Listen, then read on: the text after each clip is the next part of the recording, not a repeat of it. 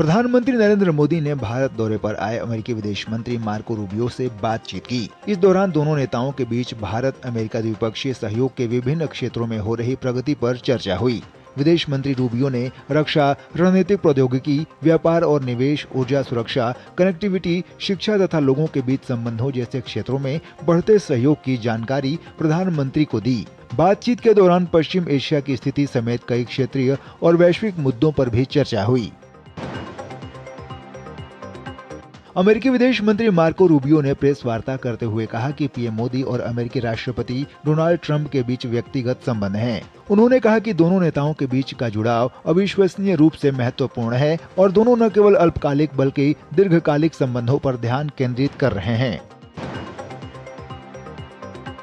प्रधानमंत्री मोदी ने 19वें रोजगार मेले के तहत 51,000 युवाओं को नियुक्ति पत्र सौंपे।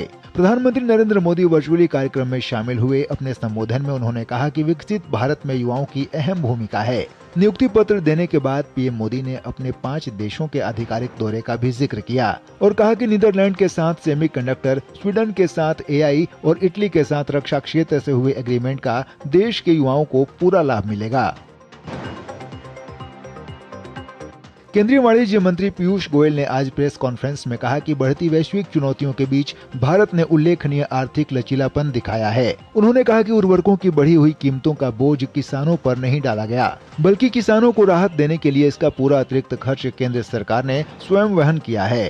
पीयूष गोयल ने आगे कहा कि प्रधानमंत्री नरेंद्र मोदी के नेतृत्व में किसानों का हित सर्वोच्च प्राथमिकता है।